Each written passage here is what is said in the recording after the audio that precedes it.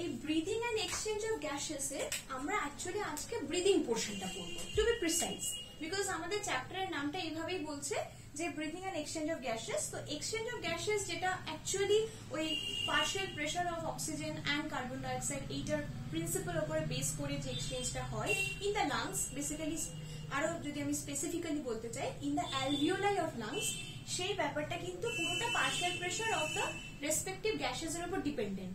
তো এই প্রসেসটা আমরা নেক্সট দিন পড়বো, বাট প্রায়র টু দ্যাট এই যে ব্রিদিং পোর্শনটা যেটা অ্যাকচুয়ালি একটা ফিজিক্যাল প্রসেস। ওকে, ফিজিক্যাল প্রসেস বলতে যেখানে আমাদের মাসলস, বোনস এই ধরনের কিছু স্ট্রাকচার ইনভলভ এবং তাদের কন্ট্রাকশন, রিল্যাক্সেশন সেইগুলোর উপরে ডিপেন্ডেন্ট হয়ে একটা গাস্ট অফ এয়ার, মানে একটা আর কি ভীষণ বড় ভলিউম অফ এয়ার আমাদের লাংস এর মধ্যে এন্টার করে এবং after the exchange of gases occur তারপর যে রেসিডুয়াল থাকে, যে গ্যাসেস আর ইউজড হচ্ছে না, যেটা আমাদের অ্যাকচুয়ালি এক্সক্রিটরি গ্যাসেস, সেটা আমরা এক্সহেল করে দিই, মানে যেটাকে আমরা এক্সপিরেশন বলি।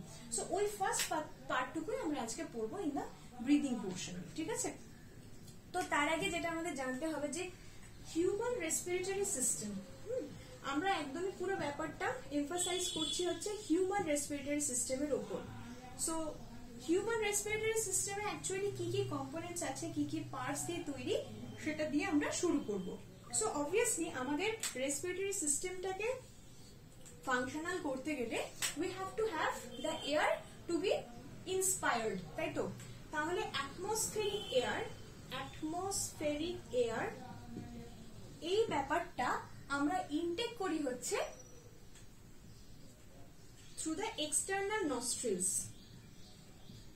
সো এক্সটার্নাল নস্ট্রিলস দিয়ে আমরা অ্যাটমসফেরিক এয়ারটাকে ইনটেক করি, যেটা ঠিক কোরিলেটেড দুটো ইন্টারনাল নস্ট্রিলস দিয়ে ব্যাপারটা ইন্টারনালি অ্যাকসেপ্টেড হয়। ঠিক আছে, তাহলে ঠিক এক্সটার্নাল নস্ট্রিলস এর করেসপন্ডিং দুটো ইন্টারনাল নেয়ার্স বা নস্ট্রিলস আছে, ইন্টারনাল নেয়ার্স বা নস্ট্রিলস আছে। সো নস্ট্রিলস শুনেছিস, নস্ট্রিলস এরই একটা সিনোনিমাস টার্ম হচ্ছে নেয়ার্স, NARES, নেয়ার্স। ওকে, সো ইন্টারনাল নেয়ার্স বা নস্ট্রিলস এর পর যে স্ট্রাকচারটা আসে সেটা হচ্ছে ফ্যারিংস। ওকে, ফ্যারিংস হচ্ছে একটা কমন পাথওয়ে। সো এটা একটা কমন পাথওয়ে। কেন কমন পাথওয়ে? কারণ এই পাথওয়ে বা এই যে নোডাল পয়েন্ট, নোডাল স্ট্রাকচার, এই স্ট্রাকচার থেকে কিন্তু দুটো জায়গায় প্রসিড করতে পারে। একটা হচ্ছে টুয়ার্ডস ট্র্যাকিয়া, আর একটা হচ্ছে টুয়ার্ডস গালেট। গালেট মানে হচ্ছে জিআই ট্র্যাক্ট, যেটা ইসোফেগাস, আরো সহজ ভাষায় বলতে গেলে তোরা যেটা ইসোফেগাস বলে জানিস, অর্থাৎ যেটা food pipe, even easier term. So সেই ফুড পাইপ বা জিআই ট্র্যাক্ট বা ইসোফেগাস বা গালেট, এই পুরো যে কোনো একটা স্ট্রাকচারের নাম দিয়ে আমরা বলতে পারি, সেটার মধ্যে একটা গেটওয়ে রয়েছে, একটা পাথওয়ে রয়েছে যেটা দিয়ে এন্টার করতে পারে। বাট অবভিয়াসলি দ্য মেটেরিয়াল বা স্ট্রাকচার বা কম্পোনেন্ট যেটা এন্টার করতে পারবে সেটা অ্যাবসলিউটলি ডিফারেন্ট। কিন্তু আমরা এখন কনসার্ন হচ্ছে রেসপিরেটরি সিস্টেম নিয়ে, তাই ফ্যারিংস এর পর আমরা ট্র্যাকিয়াকেই কনসিডার করব। ঠিক আছে, এবার এই ট্র্যাকিয়ার মুখে যেটা থাকে, সো সেটা হচ্ছে pharynx opens to larynx and then to trachea. ঠিক আছে, সো ল্যারিংস কে একটা কমন টার্মে বলা হয় হচ্ছে ভয়েস বক্স। সো আমি এই জায়গাটা একটু ক্ল্যারিফাই করে বলে দিই যে অ্যাটমসফেরিক এয়ার যেটা এক্সটার্নালি আমরা ইনটেক করি, সে অ্যাটমসফেরিক এয়ার আমাদের বডির ভেতরে ফার্স্ট এন্টার করছে ভায়া এক্সটার্নাল নস্ট্রিলস, যার করেসপন্ডিং দুটো এক্সটার্নাল নেয়ার্স বা নস্ট্রিলস রয়েছে, যেটা ঠিক আমাদের নাকের পশ্চিমের রিজনে রয়েছে, এবং সে পশ্চিমের রিজন দিয়ে যে এয়ারটা ঢুকছে সেটা কমন একটা সিঙ্গেল পাথওয়েতে ঢুকছে, সেটা হচ্ছে ফ্যারিংস। এই সিঙ্গেল পাথওয়েটা আবার দুটো ডাইভার্সিফিকেশন আছে। একটা দিকে হচ্ছে গালেট, যে গালেট দিয়ে অ্যাকচুয়ালি ফুড পার্টিকলস ঢুকে যায়, যেটা আমরা ওরালি ইনটেক করি। আর যেটা নেয়ার্স বা নস্ট্রিলস এ ঢুকছে সেটা হচ্ছে এয়ার, সেই এয়ারটা ফ্যারিংসে হয়ে চলে যায় হচ্ছে ল্যারিংসে। এবার ল্যারিংসটা পার্টিকুলারলি হয়তো রেসপিরেটরি সিস্টেমে রোল প্লে করে না, কিন্তু অবভিয়াসলি আমাদের স্পিচের ক্ষেত্রে একটা বিশাল ফাংশনাল রোল রয়েছে তার। সো সেই ল্যারিংস এর মধ্যে যে পার্টিকুলার স্ট্রাকচারস গুলো রয়েছে পুরোটাই আমাদের সাউন্ড প্রোডাকশনের জন্য রেসপন্সিবল। ওকে, সো এই ল্যারিংস যেটাকে আমরা কমন টার্মসে ভয়েস বক্স বলবো সেটা দিয়ে চলে যায় হচ্ছে ট্র্যাকিয়াতে। সো এই রুটটা হচ্ছে আমাদের কনসার্ন এই চ্যাপ্টারের ক্ষেত্রে, ফ্যারিংস, ল্যারিংস, তারপর ট্র্যাকিয়া। সিকোয়েন্সটা জানা খুব জরুরি, আমি এর আগেও বলেছি। সিকোয়েন্স বেসড অনেক সময় কোয়েশ্চেন আসে, সেই ক্ষেত্রে আমাদের এই সিকোয়েন্স গুলো খুব ভালোভাবে সরবরাহ হয়ে থাকতে হবে, ঠিক আছে। সো ট্র্যাকিয়া গেল, এবং ঠিক ট্র্যাকিয়া যে পোর্শনটা আমরা বলবো, ট্র্যাকিয়াকে কিভাবে ডিফাইন করতে পারি, মানে অ্যাজ দ্য লিটারেচার সেজ যে trachea is a straight tube extending up to the mid thoracic cavity. So I hope you can understand the thoracic cavity. আমাদের বডিতে মেজর দুটো ক্যাভিটি নিয়ে আমরা কনসার্ন, একটা হচ্ছে থোরাসিক ক্যাভিটি, একটা হচ্ছে অ্যাবডোমিনাল ক্যাভিটি, ঠিক আছে। এটা হচ্ছে থোরাসিক ক্যাভিটি, এটা হচ্ছে abdominal cavity. And how do you differentiate between this two cavities, মানে বডির স্ট্রাকচার, মানে এই থোরাসিক ক্যাভিটির মধ্যে কি কি মেজর বা ভাইটাল অর্গানস থাকে, যেরকম হার্ট থাকে, লাংস থাকে, রাইট। আচ্ছা, অ্যাবডোমিনাল ক্যাভিটিতে কি থাকে, রিপ্রোডাক্টিভ অর্গানস গুলো থাকে, কিডনি থাকে, লিভার থাকে। So this are the abdominal cavities containing organs. Okay, এই দুটো ক্যাভিটি মাঝখানে যেটা প্রমিনেন্ট স্ট্রাকচার যেটা দিয়ে আমরা ডিফারেন্সিয়েট করি সেটা হচ্ছে ডায়াফ্রাম, ঠিক আছে।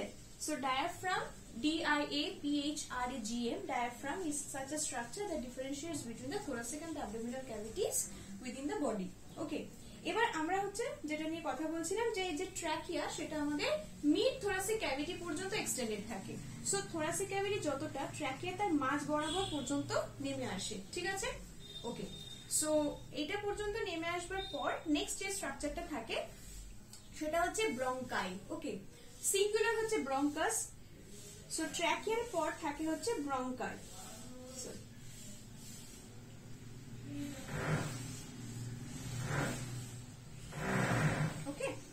ব্রঙ্কাই হচ্ছে প্লুরাল ফর্ম, ব্রঙ্কাস মানে দুটো ব্রঙ্কাস মিলিয়ে আর কি আমরা প্লুরাল হিসেবে ব্রঙ্কাই বলে বলতে পারি, ঠিক আছে।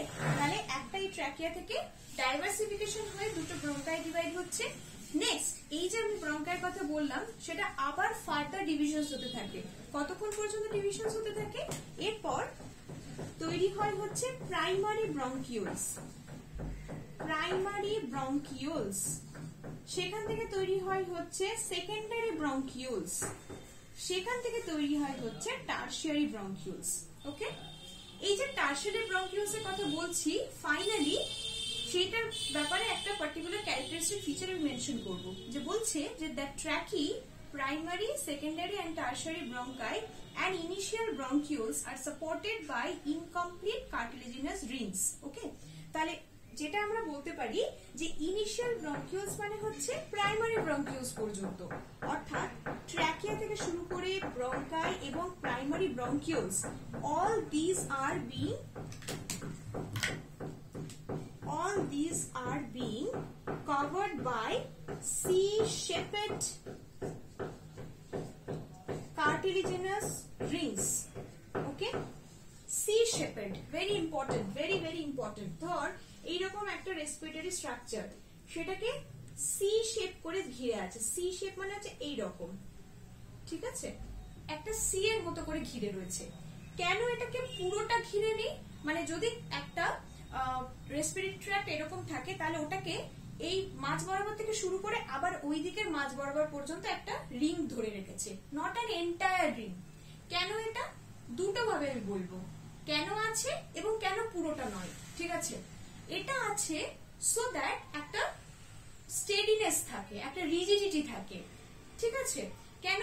কারণ আদারওয়াইজ এই রেসপিরেটরি ট্র্যাক থেকে যখন আমরা এক্সপায়ার করব, এয়ার বেরিয়ে যাবে, তখন পুরো স্ট্রাকচার যাতে কোলাপস না করে যায় তার জন্য একটা হোল্ড দরকার, একটা রেজিস্ট্যান্স দরকার।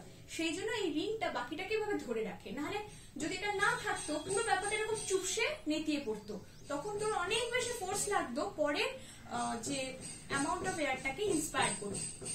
সেইটাকে অ্যাভয়েড করবার জন্য একটা সি শেপের রিং থাকে যে পুরো স্ট্রাকচারটাকে কোলাপস করার থেকে রেজিস্ট করে রাখে। কারোর বুঝতে অসুবিধা হলে বলিস। এটা ফার্স্ট রিজন কেন সি শেপের রিং থাকে। ওকে, রিজন নাম্বার 1 হচ্ছে কোলাপস, প্রিভেন্টস কোলাপস। শর্টে লিখলাম to prevent collapse, first reason. এবার এবার সেকেন্ড রিজন বলবো আমি। সেকেন্ড রিজন হচ্ছে কেন গোটাটা না। ওকে, সো দুটো ভাবে বোঝাচ্ছি যে এই সি শেপের রিং এর ব্যাপারে আমি দুটো ভাবে বুঝিয়েছি। একটা হচ্ছে কেন আছে কোলাপশনটাকে প্রিভেন্ট করবার জন্য, সো দ্যাট পরের বার আমরা যখন ইন্সপিরেশন করছি তাতে এক্সট্রা ট্রাবল বা প্রেশারটা যাতে না প্রয়োজন হয়। আর সেকেন্ড রিজন হচ্ছে যে গোটাটা যদি থাকতো তাহলে কি হতো, একটা ডেফিনিট পোর্শন পর্যন্ত, একটা ডেফিনিট এক্সটেন্ট পর্যন্ত আমরা এটাকে এক্সপ্যান্ড করতে পারতাম, তাই না? এর রিংটা যদি এইরকম একটা সাইজের হতো, এইরকম একটা সাইজের হতো, সে যতটা ডায়ামিটার রিং এর ঠিক ততটাই কিন্তু এক্সপ্যান্ড করতে পারতাম আমরা। কিন্তু বেশি যদি বাতাস নেওয়ার চেষ্টা করি বা প্রয়োজন হয় আমাদের বডিতে, সেটা করতে পারবো না। তখন যদি গোটা রিং থাকে সেটা রেজিস্ট করবে আর এক্সপ্যান্ড করার থেকে। কিন্তু একটা দিক যদি ওপেন থাকে তাহলে এক্সপ্যান্ড কিন্তু এতটা অবধি করতে পারবে। এটা বুঝতে পারছিস তো? একটা দিক যদি খোলা থাকে সেটা একটু বাড়িয়ে নিতে পারবে, যখন হাওয়া ছেড়ে দিচ্ছে পুরোটা কোলাপস করছে না। তাই জন্য এটা আমাদের সেকেন্ড রিজন। তার মানে to provide flexibility, to provide flexibility. তাহলে আমার কথাটা বুঝতে পেরেছিস? আমি প্রথমে বলেছি যে কেন এই রিংটা থাকা দরকার, যাতে কোলাপশন প্রিভেন্ট করতে পারে। সেকেন্ড রিজনে বলেছি কেন তাহলে পুরো রিং নেই, হাফ রিং কেন, যাতে কোনো রেস্ট্রিকশন না থাকে যে এতটাই তুমি এক্সপ্যান্ড করতে পারবে। তোমার যতটা ইচ্ছা তুমি এক্সপ্যান্ড করতে পারো, কিন্তু ওই হাফ পোর্শন দিয়ে, ওইটুকুতেই তুমি বেড়ে যাও তোমার প্রয়োজন। ক্লিয়ার? যদি কারোর প্রবলেম থাকে, লজ্জা, ভয়, দুঃখ, আনন্দ কিচ্ছু পাবি না, চট করে বলে দিবি, ঠিক আছে? No emotions in studying, just ask questions if you do not understand any portion of my topic, ঠিক আছে? ওকে, ঠিক আছে। তাহলে এই জিনিসটা আমি আবারও বলছি, খুব বলো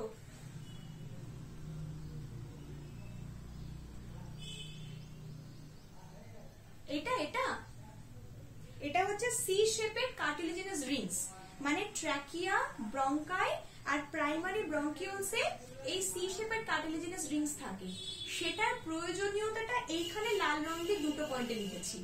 এন্টায়ার রেড কালার যে লেখাগুলো পুরোটাই সি শেপের কার্টিলেজিনাস রিংস রিলেটেড, ওই জন্য আমি এই কালারটা ইউজ করেছি, রেড কালারটা, ঠিক আছে? বলো।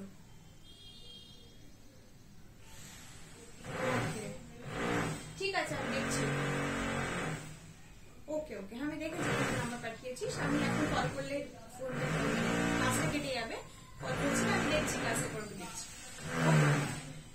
সো আমি ব্রঙ্কিওস অব্দি বললাম। ওকে, নেক্সট আমি যাবো হচ্ছে, দেখি এবার কি পড়েছে। ওকে, সো এবার আমি সিকোয়েন্সটা রিভাইজ করিয়ে দেবো একবার, ঠিক আছে? বাট প্রায়ার টু দ্যাট আমি একটা আলটিমেট স্ট্রাকচারে মেনশন করে দেবো। সেই স্ট্রাকচারটা কি? সেটা হচ্ছে অ্যালভিওলি। এই যে টারশিয়ারি ব্রঙ্কিওলস তৈরি হলো, এখান থেকে প্রত্যেকটা টারশিয়ারি ব্রঙ্কিওলের মাথায় একটা করে অ্যালভিওলাস থাকে। Plural alveoli, singular alveolus. তাহলে অ্যালভিওলি আমি প্লুরালটাই লিখে রাখলাম। ওকে, তাহলে প্রত্যেকটা টারশিয়ারি ব্রঙ্কিওলের মাথায় একটা করে অ্যালভিওলাস বলে স্ট্রাকচার থাকে, যেটাকে প্লুরালে আমরা অ্যালভিওলি বলতে পারি। ওকে, আমি এবার এন্টায়ার যে সিকোয়েন্সটা সেটা একবার রিপিট করে দিচ্ছি। অ্যাটমসফেরিক এয়ার সেখান থেকে এক্সটার্নাল নস্ট্রিলস অ্যাকসেপ্ট করে, সেইখান থেকে করেসপন্ডিং ইন্টারনাল নেয়ার্স বা নস্ট্রিলস এ ট্রান্সপোর্টেড হচ্ছে এয়ারটা, সেই কাস্ট অফ এয়ারটা চলে যাচ্ছে ফ্যারিংসে। ফ্যারিংস থেকে দুটো পাথওয়ে রয়েছে, একটা ফুডের জন্য, এটা গালেট বা জিআই ট্র্যাক্ট দিয়ে চলে যাচ্ছে, সেটা নিয়ে আমরা এক্ষুনি ভাবিত নই, এটা এক্ষুনি জাস্ট মেনশন থাকলো। ডাইজেস্টিভ সিস্টেম রিভিশনের সময় এই জায়গাটা আবার পড়তে হবে। আর এই দিকটাই হচ্ছে এয়ার ঢুকে যাচ্ছে। ফ্যারিংস থেকে প্রথমে যাচ্ছে ল্যারিংসে, যেটা একটা ভয়েস বক্স, আমাদের ভয়েস বা সাউন্ড প্রোডাকশনের জন্য রেসপন্সিবল। ল্যারিংস থেকে যাচ্ছে ট্র্যাকিয়ায়, ট্র্যাকিয়া মিড থোরাসিক ক্যাভিটি পর্যন্ত এক্সটেন্ডেড হয়, যেটা এখানে এঁকে দেখিয়েছি। Thoracic cavity, abdominal cavity, thoracic ক্যাভিটির মিডওয়ে পর্যন্ত আমাদের ট্র্যাকিয়াটা এক্সটেন্ডেড হয়। সেই ট্র্যাকিয়াটা মিড থোরাসিক ক্যাভিটি থেকে দুটো ভাগে ভাগ হয়ে যায়, ঠিক আছে? দুটো ভাগে এভাবে ভাগ হয়ে যায়। কি কি? দুটো ব্রঙ্কাই, মানে দুটো ব্রঙ্কাসে, একটা ব্রঙ্কাস, দুটো ব্রঙ্কাই, এই হচ্ছে সিঙ্গুলার প্লুরাল রেসপেক্টিভলি। ব্রঙ্কাই থেকে তৈরি হয় আরো ব্রাঞ্চিং ফার্দার, মানে ব্রঙ্কাই থেকে প্রাইমারি ব্রঙ্কিওলস, সেখান থেকে সেকেন্ডারি ব্রঙ্কিওলস, সেখান থেকে টারশিয়ারি ব্রঙ্কিওলস, এইরকম ভাবে। আর সি শেপের কার্টিলেজিনাস রিংস এর কথা বলেছি, যেটা ট্র্যাকিয়ার উপরে থাকে, ব্রঙ্কাইয়ের উপরে থাকে, প্রাইমারি ব্রঙ্কিউলস এর উপর থাকে, ঠিক আছে। কিন্তু ইনিশিয়াল ব্রঙ্কিউলস অবধি পেতে পারি আমরা, সেকেন্ডারি ব্রঙ্কিউলসেও খুব অল্প পার্সেন্টেজে পেতে পারি, বাট টারশিয়ারি ব্রঙ্কিউলসে কিন্তু কোনো রকম ভাবে আর সি শেপের কার্টিলেজিনাস রিংস পাবো না। এবার সি শেপের কার্টিলেজিনাস রিংস এর আমি দুটো সিগনিফিকেন্স বলেছি যে এটা কেন থাকে।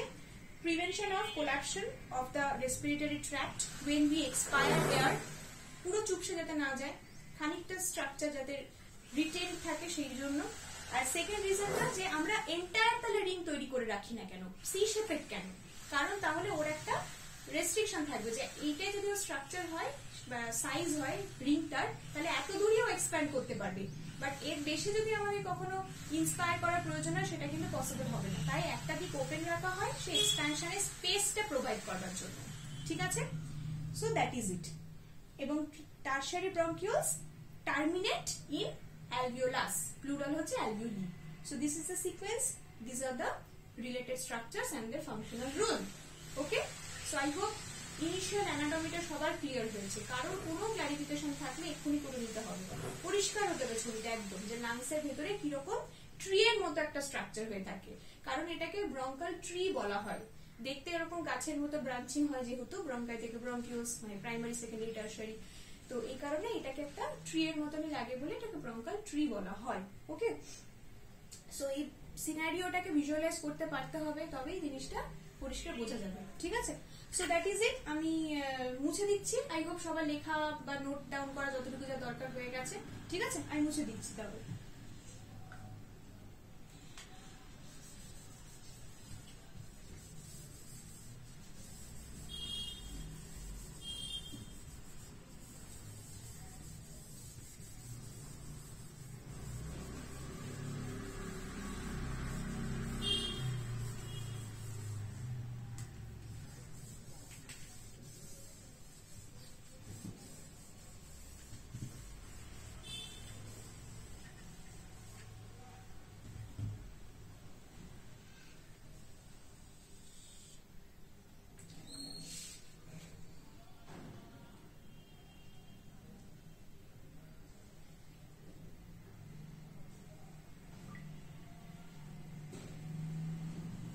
ওকে, এবার আমরা তো ইন্টারনাল যে স্ট্রাকচারের সিকোয়েন্সটা সেটা পুরোটা বুঝলাম, বাট ইন জেনারেল আমাদের একটু লাংসের ব্যাপারে জানতে হবে।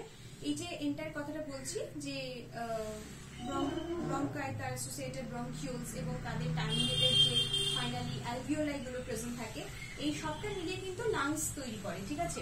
লাংস নামক যে স্ট্রাকচারটা সেটা তৈরি করে, এবং এই লাংসটা আমাদের অ্যাকচুয়ালি নাম্বারে দুটো থাকে। We do have a pair of lungs, okay. এবং পেয়ার অফ লাংস এর মধ্যে একটা স্পেশালিটি হচ্ছে যেটা লেফট লাং, সেটা একটা নচ থাকে যেটাকে কার্ডিয়াক নচ বলা হয়, বিকজ দ্যাট অ্যাকোমোডেটস দ্য হার্ট। ওকে, এইটা হচ্ছে বেসিক্যালি হার্ট।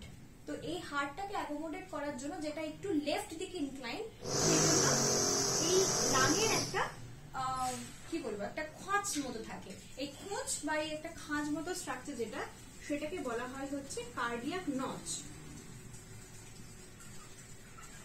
ঠিক আছে।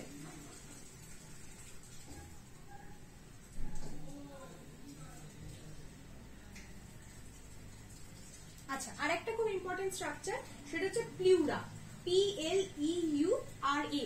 প্লিউরা হচ্ছে ডাবল মেমব্রেন একটা স্ট্রাকচার যেটা লাংসকে প্রোটেক্ট করে from all kinds of shocks and injuries, mechanical shocks and injuries, এইসব হয়ে যাবে। তো এইটা হচ্ছে double membrane structure. So pleural membrane যেহেতু ডাবল মেমব্রেন হয়, সো তার ভিতরে কিন্তু একটা ফ্লুইড থাকে যেটাকে বলা হয় প্লিউরাল ফ্লুইড। ওকে, তাহলে কি বললাম, প্লিউরা হচ্ছে একটা স্ট্রাকচার যেটা লাংসের চারিপাশে থাকে এবং মেমব্রেন হিসেবে কাজ করে, ডাবল মেমব্রেন স্ট্রাকচার একটা, তো যেটা প্রোটেক্টিভ লেয়ার হিসেবে কাজ করে from all kinds of mechanical shocks and injuries. এবং এটা যেহেতু ডাবল মেমব্রেন স্ট্রাকচার, তার ভেতরে একটা স্পেস থাকে, প্লিউরাল স্পেস বা ক্যাভিটি। সেই ক্যাভিটি বা স্পেসের ভেতরে একটা ফ্লুইড থাকে যেটাকে প্লিউরাল ফ্লুইড বলা হয়। সো যে কোনো ফ্লুইড শক অ্যাবজর্ব করার ক্ষেত্রে অনেক বেশি efficient rather than solid structure বা এয়ার স্ট্রাকচার, ঠিক আছে। দ্যাট ইজ ওয়াই লিকুইড বা ফ্লুইড থাকলে যে কোনো শক কিন্তু বেশি অ্যাবজর্ব করতে পারে। তো এটার এভিডেন্স তোরা নিজেরাই পাবি, মানে যদি ধর তুই কাউকে এয়ারে ঘুষি মারিস, তার যতটা লাগবে, যতটা ইম্প্যাক্ট করবে, তুই বালতির মধ্যে কারোর একটা হাত ডোবা, তুইও জলের তলায় হাত ডোবা দিয়ে তাকে খুশি করার চেষ্টা কর, দেখবি অনেক কম ইম্প্যাক্ট হচ্ছে, রাইট? সো এইটা থেকে বোঝা যায় যে ফ্লুইড অনেক বেশি শকস অ্যান্ড ইম্প্যাক্টস অ্যাবজর্ব করতে পারে। সো দ্যাট ইজ ওয়াই যে কোনো ভাইটাল অর্গানস এর পাশে দেখবি মানে সারাউন্ডিং এ পেরিফেরিতে কোনো ফ্লুইডের একটা লেয়ার থাকে, সেটা ব্রেন বল, লাংস বল, হার্ট বল, এই মেমব্রেনের যে ফ্লুইড কন্টেনমেন্ট সে ব্যাপারটা কিন্তু বজায় রাখে। ওকে, নেক্সট হচ্ছে এই যে আমরা এক্ষুনি ফ্লুইড এবং প্লুরাল স্ট্রাকচারের কথা বললাম, সেটার ফাংশন আমি বললাম যে previous shocks and injuries also it reduces friction because একটা লাং কিন্তু সবসময় এক্সপ্যানশন এন্ড রিল্যাক্সেশন চলতে থাকে, মানে এই এক্সপ্যানশন এবং রিল্যাক্সেশন এই ব্যাপারটা কিন্তু কনস্ট্যান্টলি চলতে থাকে। এটার জন্য ন্যাচারালি ভীষণভাবে ফ্রিকশনাল ফোর্স এক্সিকিউটেড হয় which releases energy, মানে হিট এনার্জি হিসেবে রিলিজড হয়ে যাবে। So which is an wastage, তাই তো? এই ওয়েস্টেজটাকে প্রিভেন্ট করার জন্য বা লেসেন করবার জন্য, কমানোর জন্য ফ্রিকশনটাকে কমানো খুব জরুরি। তো এই যে ফ্লুইডটা আছে, ফ্লুইডটা কিন্তু ফ্রিকশনটাকে অনেকটা স্মুদেন করে দেয়, অনেক কমিয়ে দেয়, ঠিক আছে? তাহলে আমি ব্যাপারটা বুঝিয়ে দিলাম যে ফ্রিকশন হলে কি অসুবিধা এবং সেটাকে কমানোর জন্য আমাদের কি সুবিধা করা, মানে কি ব্যবস্থা করা আছে সেটা। তাহলে reduces friction on the lung surface. Okay, আচ্ছা, আমাদের যে থোরাসিক লাইনিং সেটার সাথে আমাদের যে প্লুরাল আউটার মেমব্রেন, মানে এটা এই দুটো জিনিস ভীষণ ক্লোজ, মানে থোরাসিক ক্যাভিটির গায়েই তো ধর এই আউটার লাইনিংটা পড়বে ন্যাচারালি, মানে আমাদের থোরাসিক ক্যাভিটির ভেতরেই তো লাংস, হার্ট এইসব আছে। তো থোরাসিক ক্যাভিটির সাথে এই প্লুরাল মেমব্রেনের আউটার কভারিংটা ভীষণ ক্লোজ টু ইচ আদার। আচ্ছা, এর ঠিক তলায় থাকে কিন্তু ডায়াফ্রাম। আমি যেটা একটু আগে একটা রাফ ডায়াগ্রামে বুঝিয়েছিলাম যে থোরাসিক ক্যাভিটি আর অ্যাবডোমিনাল ক্যাভিটি মাঝখানে ডায়াফ্রাম থাকে। সো এক্স্যাক্টলি দুটো লাংসের সাথে খুব অ্যাসোসিয়েটেড, ক্লোজলি অ্যাসোসিয়েটেড হচ্ছে ডায়াফ্রাম বলে যে স্ট্রাকচারটা। ওকে, আচ্ছা, ইনার যে প্লুরাল লাইনিং বা মেমব্রেন সেটা লাং সারফেসের সাথে কানেক্টেড বা অ্যাডজয়েন্ট থাকে ন্যাচারালি, মানে প্লুরাল মেমব্রেনের আপার বা আউটার সারফেসটা হচ্ছে থোরাসিক ক্যাভিটির সাথে খুব ক্লোজ, আর যে প্লুরাল মেমব্রেনের ইনার স্ট্রাকচার সেটা লাং সারফেসের সাথে ভীষণভাবে ক্লোজ। সো এই কথাগুলো শুনলে হয় কি ছবিটা আরো পরিষ্কার হয়, মানে তুই মনে মনে যেটা ভাবছিস, বোঝার চেষ্টা করছিস, সেটা বুঝতে আরো সুবিধা হয়। সেই জন্য এই ছোট ছোট ইনফরমেশন গুলো ভেরি প্রিসাইজ অ্যান্ড ইউজফুল হয়ে যায়। ওকে, আচ্ছা, parts starting with external nostrils up to terminal bronchioles constitute the conducting part, whereas alveoli and their ducts form the respiratory or exchange part of the respiratory system. খুব interesting একটা কথা, ভালো করে জেনে নে। দেখ, আমি এক্সটার্নাল নস্ট্রিলস থেকে পুরো ব্যাপারটা শুরু করেছিলাম, তাই না? এক্সটার্নাল নস্ট্রিলস থেকে শুরু করে আমি একদম টার্মিনাল ব্রঙ্কিওলস পর্যন্ত পড়িয়েছিলাম, মানে সেটা প্রাইমারি, সেকেন্ডারি, টারশারি ব্রঙ্কিওলস হতে পারে, কোয়াটারনারিও আছে। মোট কথা একদম লাস্ট স্টেজ অফ ব্রঙ্কিওলস যেটাকে আমরা টার্মিনাল ব্রঙ্কিওলস বলতে পারি। সো এই পর্যন্ত কিন্তু আমাদের যে কন্ডাক্টিং সিস্টেমটা, সো সেই কথা এখানে বলছে যে এই starting from external nostrils up to the terminal bronchioles আমাদের কন্ডাক্টিং পার্ট হিসেবে আমরা কনসিডার করব। ওকে, আচ্ছা, এখান থেকে আমাদের যেটা অ্যালভিওলাই আছে সেটা হচ্ছে এক্সচেঞ্জ পার্ট, এইটুকু হচ্ছে কন্ডাক্টিং পার্ট, মানে এয়ারটাকে কন্ডাক্ট করার ক্ষেত্রে conducting part of respiratory system. আর অ্যালভিওলাইটা হচ্ছে part for exchange of gases, মানে এই পোর্শনটাই কিন্তু এক্সটার্নাল নস্ট্রিলস এর পর internal nostrils, trachea, larynx, pharynx, হাবিজাবি যে আমরা সিকোয়েন্সটা পুরো পড়লাম, সেখানে কিন্তু কোনো এক্সচেঞ্জ অফ গ্যাসেস হচ্ছে না। এক্সচেঞ্জ অফ গ্যাসেস পুরোটাই অ্যালভিওলাসের স্ট্রাকচার দিয়ে হচ্ছে। ওকে, তাই জন্য আমাদের বক্তব্য হচ্ছে যে এক্সটার্নাল নস্ট্রিলস থেকে শুরু করে টার্মিনাল ব্রঙ্কিওলস পর্যন্ত পুরোটাই হচ্ছে কন্ডাক্টিং রিজন, যেখানে এয়ারটা কেবলমাত্র ট্রান্সমিটেড বা ট্রান্সপোর্টেড হচ্ছে, আর অ্যালভিওলাই পৌঁছে সেই এয়ারটারই একটা এক্সচেঞ্জ হচ্ছে। সো এই এক্সচেঞ্জ অফ গ্যাসেস পুরোটাই dedicated in the alveoli region. Okay, এই জায়গাটা মনে রাখবি, বিকজ এই ডিফারেন্সিয়েশন টাইপের কোয়েশ্চেন দিতেই পারে যে কন্ডাক্টিং পার্ট ইজ ফ্রম এটা থেকে এটা, ওটা থেকে এটা, এরকম মানে ফ্রম দিস টু দ্যাট করে চারটে অপশন দিল। সো এক্সটার্নাল নস্ট্রিলস থেকে টার্মিনাল ব্রঙ্কিওলস পর্যন্ত যে অপশনটা থাকবে সেটা কারেক্ট হবে। ঠিক আছে, এই বিষয়টা একটুখানি নোট ডাউন করে রাখিস, মানে এটা কিন্তু একটা ইম্পর্টেন্ট পার্ট ফর এমসিকিউ। বলো। আচ্ছা,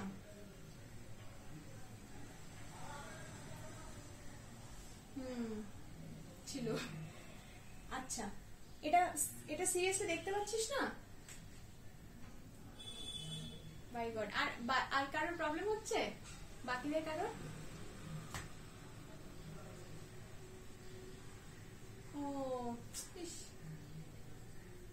বাবা, কেন এরকম হচ্ছে আজকে? আমি কি, আচ্ছা ঠিক আছে, মানে যখন আমি বোঝাচ্ছি তখন রিলেট করতে পারছিস?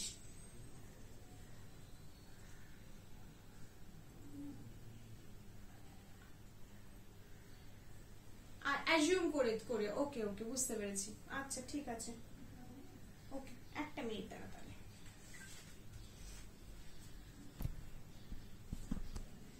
হ্যাঁ, তো এইখানে যেটা লিখেছে যে মেকানিজম অফ ব্রিথিং, তার মধ্যে ইন্সপিরেশন ইনিশিয়ালি পড়বো, which means যে আমরা ফিজিক্যালি কিভাবে ইন্সপিরেশন অর্থাৎ intake of air to reach to the final bronchial state, মানে টার্মিনাল ব্রঙ্কিয়াল যেটা বলে, সেই পর্যন্ত পৌঁছানোর জন্য যে সিনারিওটা ক্রিয়েট করে রাখা হয় ফিজিওলজিক্যালি, সেই ফিজিক্যালি অ্যান্ড ফিজিওলজিক্যালি যে প্রসিডিওরটা ফলো করা হয় সেটাকে আমরা মেকানিজম অফ ব্রিথিং এর আন্ডারে মানে প্রথমে যেটা করবো সেটা হচ্ছে ইন্সপিরেশনের ক্ষেত্রে কি হয়। ঠিক আছে, তাহলে একবার একটু লিটারেচার ফলো করে নিই এক্স্যাক্টলি যে কি মেনশন করছে এখানে, কি বলতে চাইছে। ওকে, তার আগে একটা দুটো জিনিস আমি একটু রিড আউট করে বলে দিচ্ছি, কোনো পোর্শন যদি তোদের পড়তে গিয়ে পরে প্রবলেম হয় সেটা যাতে না হয় আমি একটুখানি গাইড করে দেবো। কি বলছে এখানে দেখ, যে কন্ডাক্টিং পার্ট, মানে আমি পড়ছি হচ্ছে এখানে পেজ 270, এনসিইআরটি পেজ 270। ওকে, সো কি বলছে ওখানে যে the conducting part transports the atmospheric air to the alveoli, clears it from foreign particles, humidifies and also brings the air to body temperature. এই তিনটে পোর্শন যাদের কাছে বই আছে very important, please do underline. যাদের কাছে বই নেই এই তিনটে কথা আন্ডারলাইন লিখে নিন, বিকজ এই তিনটে জিনিস কিন্তু খুব ইম্পর্টেন্ট। মানে যতক্ষণ পর্যন্ত অ্যালভিওলাইয়ে বাতাসটা পৌঁছাচ্ছে তার জন্য কিছু এক্সট্রা প্রিপারেশন দরকার, ট্রিটমেন্ট দরকার। কি কি ট্রিটমেন্ট দরকার? প্রথমত সেইটাকে হচ্ছে হিউমিডিফাইড হতে হবে। ঠিক আছে, সো এই হিউমিডিটিটা বা ময়েশ্চারটা অ্যাড করা হয় যখন আমরা ইনটেক করছি এয়ারটা। নেক্সট হচ্ছে it should have no foreign particles, মানে জার্মস বা যে কোনো ফরেন পার্টিকলস থেকে ডিভয়েড করার জন্য আমাদের বেশ কিছু অ্যাডাপশনস আছে। তো সেই অ্যাডাপটেশনস গুলো কিরকম, যেরকম এক্সটার্নাল নস্ট্রিলস ইন্টারনাল নস্ট্রিলস এর মাঝখানে কিছু মানে নেজাল হেয়ার রয়েছে, মিউকাস রয়েছে, বা কাফিং মেকানিজম আছে যেটার মাধ্যমে আমরা এক্সক্লুড করে দিই কোনো ডাস্ট বা জার্ম বা প্যাথোজেন্স থাকলে। ঠিক আছে, সো এই বিভিন্ন ভাবে কিন্তু আমরা ফরেন পার্টিকলস কে এলিমিনেট করে থাকি। তাহলে হিউমিডিফাই করলাম, ফরেন পার্টিকলস থেকে রিলিজ করে দিলাম বা ফ্রি করে দিলাম, এবং আমরা বডি টেম্পারেচার নিয়ে আসছি। মানে আমরা যখন বাতাসটা ইনটেক করি তখন আমাদের বডি টেম্পারেচারের এক পার্ট মানে সমান হওয়াটা কিন্তু খুব জরুরি, সেটা করা হয়। এবং হিউমিডিফিকেশনটা সাথে বডি টেম্পারেচার মানে টেম্পারেচারটা রাইজ করা হয়। তাই আমরা যখন শ্বাস ছাড়ি নিশ্চয়ই খেয়াল করে দেখেছিস এয়ারটা বেশ ওয়ার্ম থাকে। ওকে, সো এই তিনটে পয়েন্ট কিন্তু প্লিজ নোট ডাউন করে রাখবি যাদের কাছে বই নেই, হ্যাঁ, যে এক্স্যাক্টলি কি কি ট্রিটমেন্ট কন্টিনিউ করা হয়। আচ্ছা, নেক্সট হচ্ছে exchange part is the site of actual diffusion of O2 CO2 between blood and atmospheric air. যেটা আমি বলেছি এক্সচেঞ্জ অফ গ্যাসেস এর সাইট হচ্ছে অ্যালভিওলাই, এবং অ্যালভিওলাইয়ের সাথে আমাদের যে সারাউন্ডিং ক্যাপিলারিজ রয়েছে, ব্লাড ক্যাপিলারিজ, সেই দুটো লোকেশনস এর মধ্যে O2 CO2 পার্শিয়াল প্রেসারের প্রিন্সিপালের উপরে বেস করে এক্সচেঞ্জ হয়ে যায়। সেটার ব্যাপারে নেক্সট দিন আমরা ভালো করে বুঝবো। আচ্ছা, lungs situated in thoracic chamber which is anatomically and airtight chamber. এই যে আমাদের থোরাসিক চেম্বার সেটা কিন্তু অ্যাকচুয়ালি একটা এয়ারটাইট চেম্বার, তাই যা বাতাস ঢোকে সেটা পুরোটাই আমাদের নাক ও মুখ দিয়ে ঢোকে, এবং যা বেরোয় সেটাও পুরোটাই নাক ও মুখ দিয়ে বেরোয়। ঠিক আছে, কারণ বাদ বাকি এরিয়াটা পুরোটাই এয়ারটাইট, ভালো করে এটা বুঝতে হবে। কিন্তু thoracic chamber is form dorsally by the vertebral column, মানে থোরাসিক চেম্বার কোন রিজনে কি আছে সেটা বলতে চাইছে। তাহলে থোরাসিক চেম্বারের কথা যদি আমরা বলি তাহলে পেছন দিকে ডরসাল সাইডে রয়েছে হচ্ছে ভার্টিব্রাল কলাম, ভেন্ট্রালি মানে সামনে রয়েছে হচ্ছে স্টার্নাম বা ব্রেস্টবোন। ওকে, আচ্ছা, তারপরে ল্যাটারালি বাই দ্য রিবস মানে পাশাপাশি রিবস দিয়ে ঘেরা রয়েছে, এবং লোয়ার সাইডে রয়েছে ডায়াফ্রাম। ঠিক আছে, তাহলে ডরসালি রয়েছে ভার্টিব্রাল কলাম, সামনে রয়েছে স্টার্নাম বা ব্রেস্টবোন, ল্যাটারালি ছড়িয়ে রয়েছে হচ্ছে রিবস, এবং আরেকটা যেটা আছে আরেকটা সাইডে হচ্ছে সেটা লোয়ার সাইড, সেটা হচ্ছে ডায়াফ্রাম, যেটা কথা আমি বলেছি থোরাসিক ক্যাভিটি আর অ্যাবডোমিনাল ক্যাভিটির ভেতরে ডিফারেন্সিয়েট করে দেয়।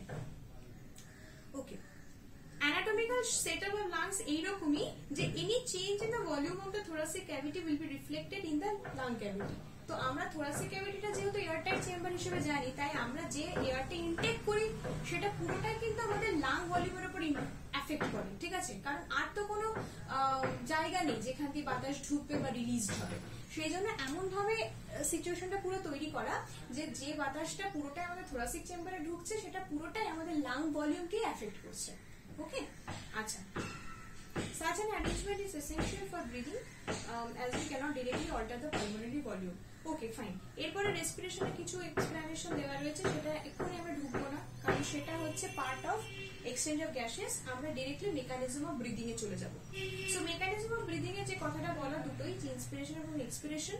সো ইন্সপিরেশন এবং এক্সপিরেশনের আমরা ফার্স্ট ইন্সপিরেশনই ডিসকাস করব, যেটা ফোর্থ লাইনে রয়েছে। So I am reading out actually the fourth line of this paragraph. কি বলছে সেখানে? ফোর্থ লাইনে বলছে যে inspiration can ochre if the pressure within the lungs, মানে যেটাকে ইন্ট্রা পালমোনারি প্রেসার বলা হয়, that is less than the atmospheric pressure. So আমরা এই ব্যাপারটা খুব ভালোভাবে জানি যে এয়ার বা যে কোনো fluid always flows from high to low pressure, তাই তো?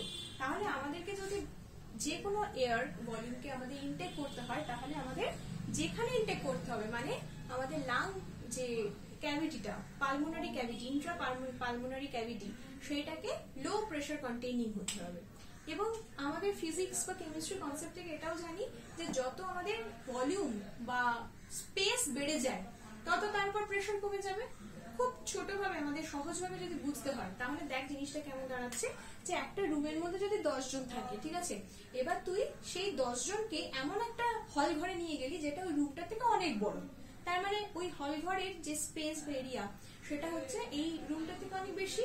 সেখানে তার মানে এই যে 10 জন চলে গেল, সেই 10 জনের উপর প্রেসারটা কমে গেল, সেই 10 জন ছড়িয়ে ছিটিয়ে ভালো করে আরাম করে দাঁড়াতে পারলো, বসতে পারলো। সো তুই যত বেশি এরিয়া বা ভলিউম বাড়াবি তত তোর উপরে প্রেসারটা কমবে, ঠিক আছে? সো সেম একই প্রিন্সিপালটা ফলো করে কিন্তু আমরা ইন্ট্রা পালমোনারি ভলিউমটাকে বাড়িয়ে দিই যাতে তার প্রেসারটা কমে যায়, আর তখনই অ্যাটমসফিয়ার থেকে এয়ার আমাদের লাংসের ভেতরে ঢুকে যায়। এটাই হচ্ছে আমাদের অবজেক্টিভ বা principle. So I hope clear হয়েছে প্রিন্সিপালটা কি। High to low pressure transfer যে অফ এয়ার ব্যাপারটা, সেটা এই প্রিন্সিপালের উপরে রেসপন্সিবল, ঠিক আছে?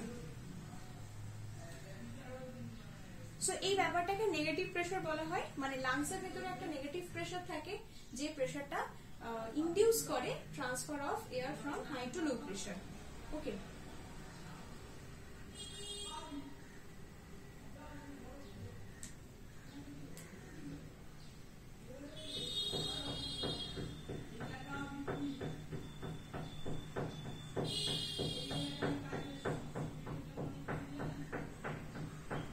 আচ্ছা, সো প্রথমে আমরা একটু ইন্সপিরেশনের বিষয়গুলো পড়বো। দেখ, আমাদের দুটো জিনিস পড়তে হবে, একটা এক্সটার্নাল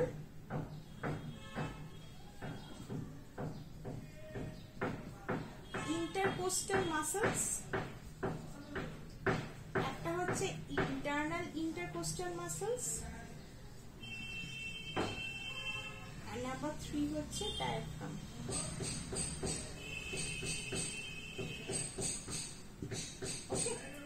এই তিনটে স্ট্রাকচারের উপরে বেস করে আমরা দেখব যে কি রকম চেঞ্জ ইন ভলিউমটা তারা কনস্ট্যান্ট করছে, ঠিক আছে? তাহলে যেটা হয় যে একদম ইনিশিয়ালি যদি আমরা দেখি, এই চেঞ্জ হচ্ছে ডায়াফ্রাম মানে স্পেশালাইজ সেট অফ মাসলস, মানে হচ্ছে এক্সটার্নাল ইন্টারকোস্টাল মাসলস, যেই দুটো হচ্ছে রিবস এর সাথে অ্যাসোসিয়েটেড, ঠিক আছে? রিবস এর সাথে এই দুটো এক্সটার্নাল ইন্টারকোস্টাল মাসলস আর ইন্টারনাল ইন্টারকোস্টাল মাসলস, এই দুটো রিবস এর সাথে অ্যাসোসিয়েটেড। সো এই দুটো মাসলস এ বেসিক্যালি কি হয়, কন্ট্রাকশন অফ ডায়াফ্রাম হয়, এবং এই এক্সটার্নাল ইন্টারনাল ইন্টারকোস্টাল মাসলস এইগুলো কিন্তু কন্ট্রাক্ট করে, ঠিক আছে? অতএব আমরা যদি এই পার্টিকুলার দুটো স্ট্রাকচারের কথা ভাবি, এই দুটো স্ট্রাকচার কিন্তু কন্ট্রাক্ট করে এবং এটাও কিন্তু কন্ট্রাক্ট করে। ওকে, এবার যখন আমি ব্যাপারটা রেজাল্ট গুলো বলি, যখন এক্সটার্নাল আর ইন্টারনাল ইন্টারকোস্টাল মাসলস কন্ট্রাক্ট করে, সো আই হোপ কি লেখা বুঝতে পারছিস। এই মার্কিংটা আমি করেছি হচ্ছে 1 আর 2 মিলিয়ে। ওকে, সো এক্সটার্নাল আর ইন্টারনাল ইন্টারকোস্টাল মাসলস যখন কন্ট্রাক্ট করে, তখন কি হয়, রিবস, যেটা রিব কেজটা রয়েছে, যেটা ল্যাটারালি আমাদের ইন্ট্রাপালমোনাল ক্যাভিটিটাকে ঘিরে রেখেছে, সেই রিবস গুলো কিন্তু একটা শো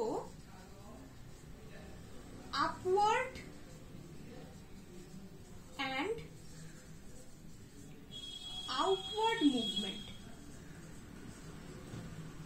বললাম তাহলে?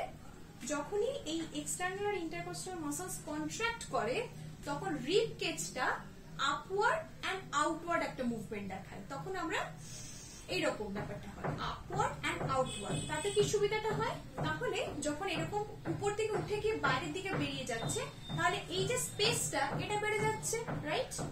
তার মানে এটাকে আমরা কি বলতে পারি, এটা হচ্ছে ডরসাল, এটা হচ্ছে ভেন্ট্রাল, তাই তো?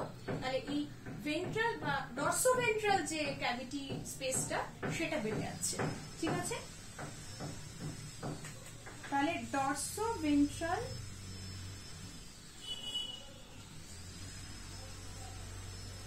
ভলিউম ইনক্রিজেস, ঠিক আছে? কি লিখলাম আমি একবার জাস্ট রিপিট করে দিই। External intercostal muscles, internal intercostal muscles যখন কন্ট্রাক্ট করছে, ribs show upward and outward movement, hence dorsoventral volume increases, ঠিক আছে? এটা হলো ফার্স্ট সিচুয়েশন।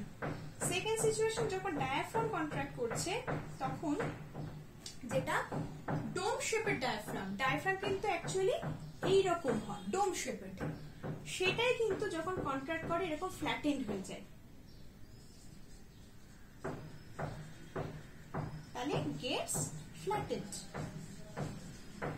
এই ডায়াফ্রাম স্ট্রাকচারটা গেটস ফ্ল্যাটেন্ড।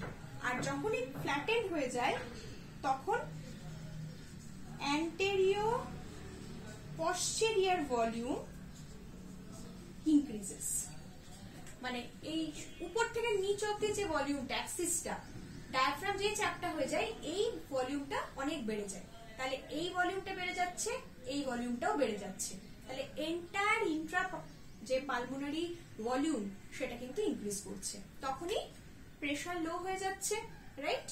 যেহেতু স্পেস বেড়ে যাচ্ছে প্রেসার লো হয়ে যাচ্ছে, তখনই অ্যাটমসফেরিক প্রেসার যেহেতু রিলেটিভলি বেশি ছিল তাই এয়ার তখনই লাংসের ভেতর গিয়ে এন্টার করবে।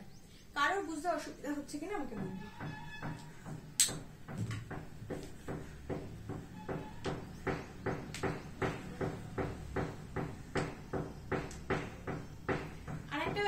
আমি এন্টার ক্লাসটা কিন্তু রেকর্ডও করে থাকছি, তো অতএব যার যেখানে প্রবলেম হবে আমার এক্স্যাক্টলি ডায়াগ্রাম দেওয়ারও প্রয়োজন নেই, তোরা কিন্তু সেখান থেকেও রেফারেন্স নিয়ে নিতে পারবি, পজ করে জায়গাটা লিখে নিতে পারবি, ঠিক আছে? আমি এন্টার ক্লাসটা রেকর্ড করছি, আমি আপলোড করে দিয়ে লিঙ্কটা শেয়ার করে দেবো, ওকে? সো এটা আমি একটা রুল হিসেবে ফলো করছি, কারণ অনেকেরই অনেক পয়েন্টে প্রবলেম হয়ে যেতে পারে, তো সেটা যাতে অসুবিধা না হয় ফিউচার রেফারেন্সের জন্য আমি লিঙ্কটা শেয়ার করে দেবো, ঠিক আছে?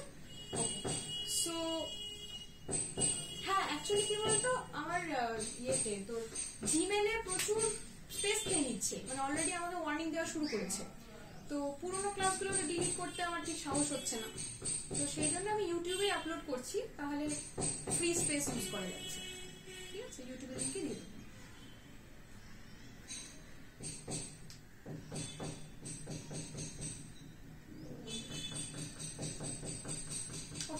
So I hope ইন্সপিরেশনটা ক্লিয়ার। ইন্সপিরেশনটা ক্লিয়ার হয়ে গেলে আমি রাপ করে দিয়ে এক্সপিরেশন বোঝাবো, তারপর রেসপিরেটরি বলেন, তারপর ক্লাস শেষ, ওকে? সো আমরা রানিং দিস।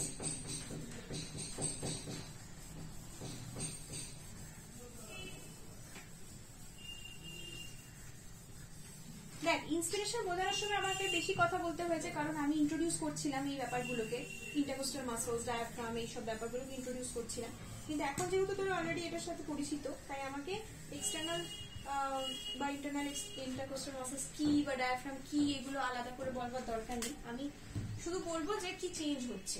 বেসিক্যালি চেঞ্জ কি হচ্ছে বলার থেকে তোরা আগে থেকে এজুম করতে পারবি যে যা হচ্ছে তার হয়েছিল তার রিভার্স ঘটনাটা ঘটবে, ঠিক আছে? So that is what I am going to mention.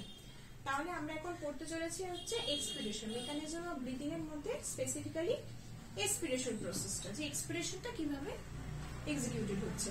তাহলে আবার external intercostal muscles, internal intercostal muscles, আর নাম্বার 3 হচ্ছে ডায়াফ্রাম। এই তো ব্যাপার, একই স্ট্রাকচার আবার রিলেটেড। সো এই দুটো কি করছে, এই দুটো রিল্যাক্স করছে, ডায়াফ্রামও রিল্যাক্স করছে, ওকে? তাই এদের নেট এফেক্টটা কি হচ্ছে?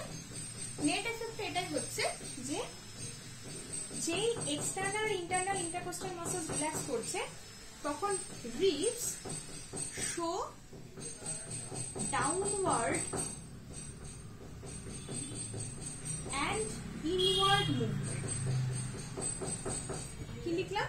রিল্যাক্স করার পর ribs show downward and inward movement, ঠিক আছে? মানে নিচের দিকে এবং ভেতরের দিকে মুভ করে যাচ্ছে। তাই কি হচ্ছে আমাদের dorsoventral ভলিউমটা ডিক্রিজ করে যাচ্ছে। ওকে, ঠিক ভাইসি ভার্সা। আর ডায়াফ্রাম রিল্যাক্স করছে মানে এরকম ছিল, ফ্ল্যাটেন্ড হয়ে গিয়ে কন্ট্রাক্ট করার সময় আবারও নর্মাল পজিশনে ফিরে যাচ্ছে। নর্মাল মানে এরকম ডোম শেপের স্ট্রাকচার, রাইট? তাই এই রিল্যাক্স করার পর returns to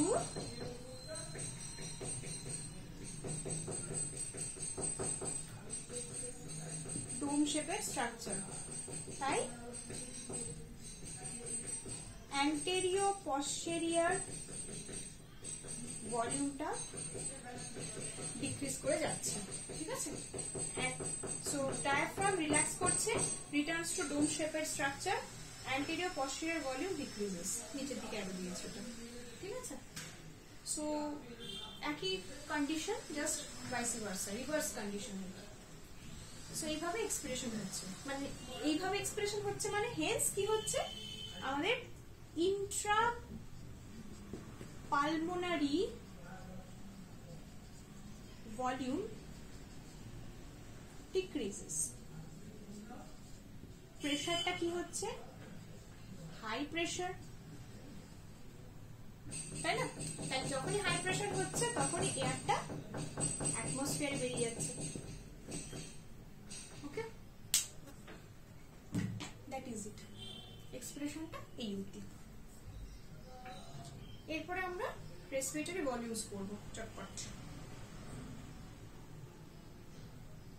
খুব ইজি, আমি লজিক্যালি পড়াবো, তাহলে বুঝতে মানে বুঝতে না মনে রাখতে সুবিধা হবে। বুঝতে পারবি কিন্তু মনে রাখার ক্ষেত্রে গড়বড় হয়ে যায়, তাই জন্য আমি বলে দিচ্ছি, ঠিক আছে?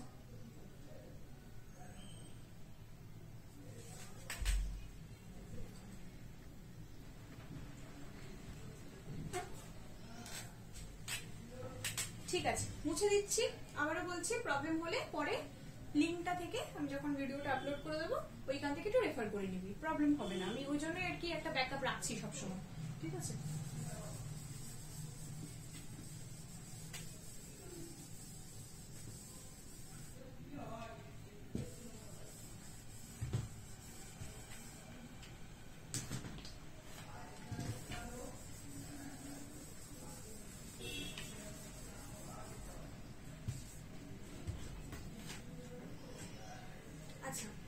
সুন্দর লজিক্যালি একটু বুঝিয়ে দেবো, সুন্দর করে মানে ব্যাপারগুলোকে পরপর পরপর সাজিয়ে নে মনের মধ্যে। প্রথম যেটা পড়বো সেটা হচ্ছে টাইডাল ভলিউম, একদম বেসিক স্ট্রাকচার, মানে বেসিক নোমেনক্লেচার, সেই জন্য ওটা দিয়ে শুরু করবো। কি বললাম? Tidal volume. দেখ, আমরা নর্মাল সময়ে একদম নর্মাল অবস্থাতে যখন উইথাউট গিভিং এক্সট্রা প্রেশার বা এক্সট্রা ফোর্স বা এক্সট্রা এফর্ট, ঠিক আছে, এক্সট্রা এফর্ট না দিয়ে আমরা যে অ্যামাউন্ট অফ এয়ারটা ইনটেক করছি বা আউটগিভ করছি সেটা হচ্ছে আমাদের টাইডাল ভলিউম, ঠিক আছে? মানে আমি যে ধর এখন কথা বলছি বা তোরা চুপ করে আছিস, এই অবস্থাতে যে নর্মাল শ্বাসটা নিচ্ছিস ছাড়ছিস, এই যে either the normal amount of air that you are inspiring or the normal amount of air that you are expiring, either of it you can call it as tidal volume. Clear হয়েছে কিনা আমাকে একটু বল? এটা হচ্ছে equivalent to 500 ml, ঠিক আছে? তাহলে amount of air inspired or expired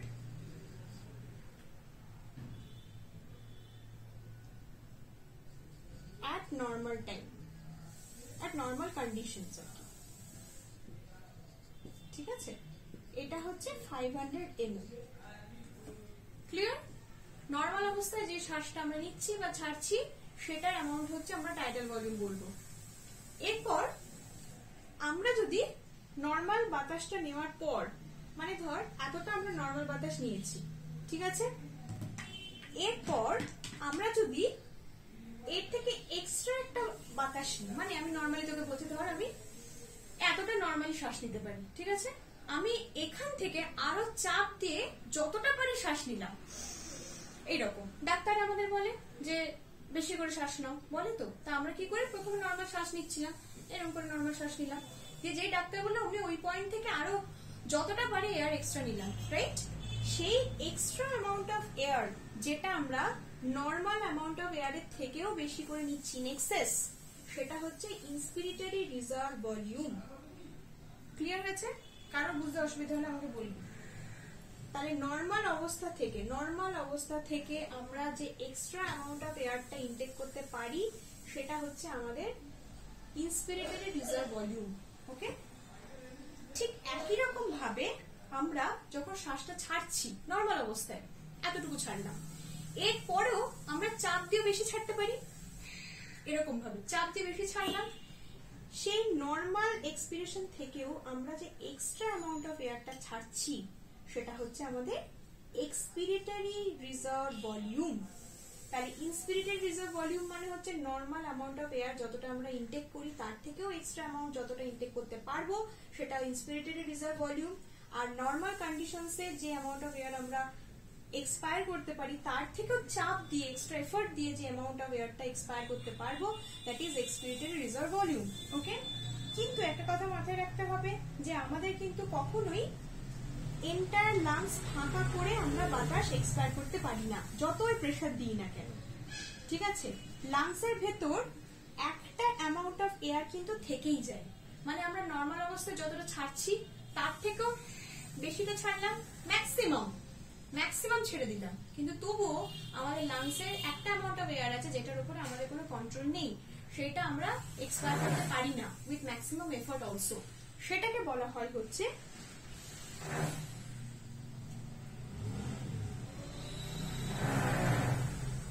residual volume. কি বলা হয়? Residual volume. এই অ্যামাউন্ট অফ এয়ারটা কিন্তু আমরা কোনোভাবে এক্সপায়ার করতে পারি না। ওকে, তাহলে ইন্সপিরেটরি রিজার্ভ ভলিউম হচ্ছে 2500 থেকে ওটাকে এখানে বলছে 3000, তাই তো? হ্যাঁ, 3000 ml অফ এয়ার মোটামুটি। টাইডাল ভলিউম তো 500 বলেই দিয়েছি। ইআরভি হচ্ছে 1000 থেকে 1100 ml। এটা একটু লিখে নিস খাতায়, ঠিক আছে? যেহেতু আমি আমার মতো করে স্কিম্যাটিক্যালি বলছি, এখন হোক পরে ভিডিও দেখে হোক অবশ্যই লিখে নিবি। রেসিডুয়াল ভলিউম হচ্ছে মোটামুটি আমাদের লাংসের মধ্যে যেটা রয়ে যায় সেটা হচ্ছে 1100 থেকে 1200 ml। ওকে, 1100 থেকে মোটামুটি 1200 ml পর্যন্ত। আচ্ছা, এবারে আমি কয়েকটা এক্সট্রা নাম বলে দেবো, সেগুলো একটু চট করে দেখে নে। টাইডাল ভলিউম প্লাস আইআরভি, এইটা মিলিয়ে হচ্ছে ইন্সপিরেটরি রিজার্ভ ক্যাপাসিটি, ঠিক আছে? মানে TV plus IRV is equal to inspiratory reserve capacity. মানে আমরা টোটাল কতটা ইন্সপায়ার করতে পারি নর্মাল এবং এক্সেস নিয়ে টুগেদার, ঠিক আছে? তাহলে নর্মাল এবং এক্সেস নিয়ে, আর নর্মাল এবং এক্সেস এক্সপিরেশন নিয়ে যেটা, সেটা তাহলে কি নাম হবে? এক্সপিরেটরি রিজার্ভ ক্যাপাসিটি বা ভলিউম, তাই তো? তাহলে টিভি প্লাস মানে টাইডাল ভলিউম প্লাস ইআরভি মানে যেটা এক্সেস আমরা ছাড়তে পারি সেটা মিলিয়ে হয় এক্সপিরেটরি রিজার্ভ ক্যাপাসিটি বা ভলিউম, ঠিক আছে? তাহলে দুটো টার্মস আমরা এখান থেকে পেলাম। এর অ্যামাউন্ট কত হয় সেটা এই দুটো প্লাস করলে বা এই দুটো প্লাস করলে পেয়ে যাবি পরপর। ওকে, এই জায়গাটা কিন্তু খুব ইম্পর্টেন্ট, আমি বারবার বলছি, সহজ করে আমি বুঝিয়ে দেওয়ার চেষ্টা করছি, তাহলে জিনিসটা অতটা অসুবিধা হবে না। আচ্ছা, আর একটা জিনিস হচ্ছে যেটাকে বলা হয় ফাংশনাল রেসিডুয়াল ক্যাপাসিটি। মানে আমরা নর্মাল এক্সপিরেশন করার পর আমাদের তো অ্যাকচুয়ালি নর্মাল কন্ডিশনসে এক্সট্রা প্রেসার দিয়ে আমরা এক্সপায়ার করবো না, নর্মালটাই করবো। তাহলে নর্মাল করে দেওয়ার পর আমাদের লাংসের মধ্যে যে অ্যামাউন্ট অফ এয়ার পড়ে থাকে সেটাকে বলা হয় হচ্ছে ফাংশনাল রেসিডুয়াল ক্যাপাসিটি। তাহলে নর্মাল রেসপিরেশনের পর কি কি পড়ে থাকবে? ইআরভি পড়ে থাকবে, আর অবশ্যই রেসিডুয়াল ভলিউম পড়ে থাকবে। ঠিক আছে, তাহলে ইআরভি নর্মাল এক্সপিরেশনের পর পড়ে আছে এবং পড়ে আছে হচ্ছে রেসিডুয়াল ভলিউম, তাই দুটো মিলিয়ে করে হচ্ছে ফাংশনাল রিজার্ভ ক্যাপাসিটি। ঠিক আছে, ক্লিয়ার? আচ্ছা, নেক্সট হচ্ছে ভাইটাল ক্যাপাসিটি। ভাইটাল ক্যাপাসিটি মানে হচ্ছে পুরো রেঞ্জটা, মানে যতটা বাতাসের ওপর আমাদের as a human being control আছে, এই পুরো রেঞ্জটা, মানে এই এক্সট্রা অ্যামাউন্ট অফ এয়ার যেটা আমরা ইন্সপায়ার করতে পারি, অর্থাৎ আইআরভি, টিভি অবশ্যই নর্মাল, এবং যেটা এক্সট্রা অ্যামাউন্ট অফ এয়ার আমরা রিলিজ করতে পারি মানে ইআরভি, এই যে এন্টায়ার রেঞ্জ অফ এয়ার যেটার উপর আমাদের কন্ট্রোল আছে, that is our vital capacity. Okay, তাহলে আমাদের IRV plus TV plus ERV is equal to vital capacity. I hope clear হয়েছে তোদের কাছে? যে অ্যামাউন্ট অফ এয়ারটার উপরে আমাদের কন্ট্রোল আছে সেই এন্টায়ার এক্সটেন্টটা, এবং এই ভাইটাল ক্যাপাসিটির সাথে আমরা যদি রেসিডুয়াল ভলিউমটা জুড়ে দিই, মানে যেটার উপর আমাদের কন্ট্রোল নেই কিন্তু তবুও লাংসের পার্ট সেটা, তাহলে আমরা ওটাকে বলবো টোটাল লাং ক্যাপাসিটি। ঠিক আছে, তাহলে জিনিসটা দাঁড়াচ্ছে হচ্ছে আইআরভি প্লাস টিভি প্লাস ইআরভি, তারপরে হচ্ছে plus residual volume is equal two TLC, মানে টোটাল লাং ক্যাপাসিটি। কারোর কোনো বুঝতে অসুবিধা হলে আমাকে বলবি। কারণ ব্যাপারটা ক্লিয়ার হয়েছে তো? রিভিশনটা ঠিকঠাক হয়েছে তো?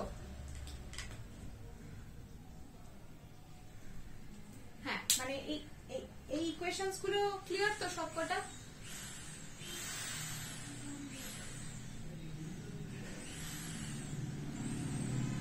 হ্যাঁ হ্যাঁ, না আমি লজিক্যালি বলে দিচ্ছি, চল আমার সাথে একটুখানি ডিসকাস কর। দেখ,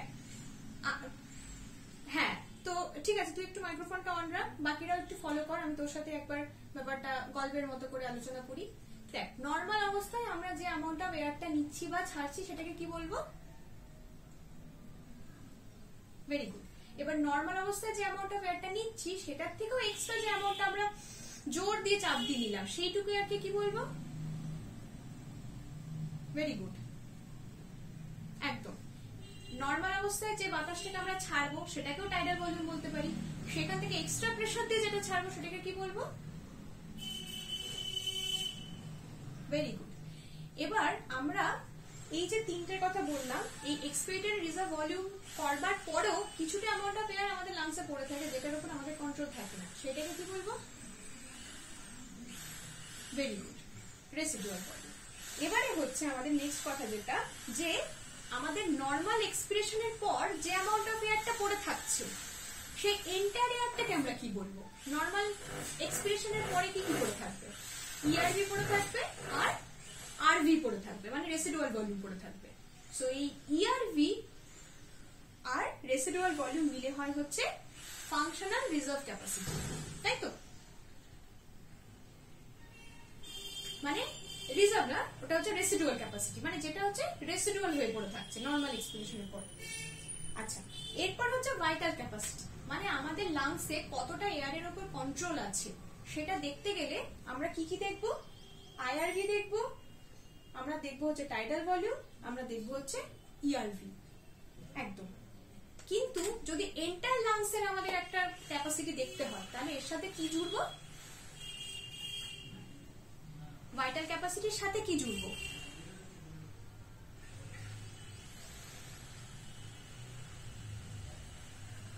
হ্যাঁ, ভেরি গুড, মানে ভাইটাল ক্যাপাসিটির সাথে আমরা রেসিডুয়াল ভলিউমকে আবার জুড়বো to get the entire lung capacity, মানে টোটাল লাং ক্যাপাসিটি। একদম একদম ঠিক আছে। সো এটাকে আমি বারবার বলছি, এরকম লজিক্যালি পড়বি। হ্যাঁ, আমি ওই জন্য এরকম একটা স্কিম্যাটিক ডায়াগ্রাম করে দিলাম, আমার মনে হয় স্কিম্যাটিক ডায়াগ্রামটা খুব হ্যান্ডি হবে যদি পসিবল হয় কোনো চার্ট পেপার বা কাগজে এই একটা স্কিম্যাটিক ডায়াগ্রাম করে ঝুলিয়ে রাখিস, দেখলে সুবিধা হবে। হ্যাঁ বল, কারেন্ট কিছু বলবি? ও আচ্ছা আচ্ছা,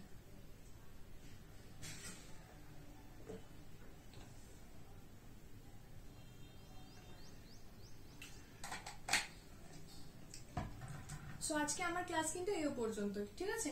অল্প অল্প জিনিস আছে এরকম মনে হলেও অনেকটাই কিন্তু ব্যাপার, মানে বোঝার জন্য বা কনসেপ্ট ক্লিয়ারেন্সের জন্য কিন্তু অনেকটাই। তো খুব থরলি পড়বি, কোনো ডাউট মানে ধরে রাখবি না, ডাউট থাকলে ক্লিয়ার করে দিবি, এটা আমি বারবার বলবো, ঠিক আছে? সো আমি মুছে দিচ্ছি, কোনো ইস্যুস হলে পরে সেটা ইয়ে থেকে লিঙ্ক থেকে, ঠিক আছে? সো ওকে, আমি লিভ করে দিচ্ছি, 10:21 বাজে, বাট স্টিল ক্লাসে আর অ্যাজ সাচ তো কিছু আর বলার নেই, আমি আর বেকার হোল্ড করে রাখছি না, কারণ এরপরে একটা ক্লাস আছে, তো আমি একটু প্রিপেয়ার হবো ওটার জন্য, ঠিক আছে? ওকে চলো, আই এম সাইনিং আউট।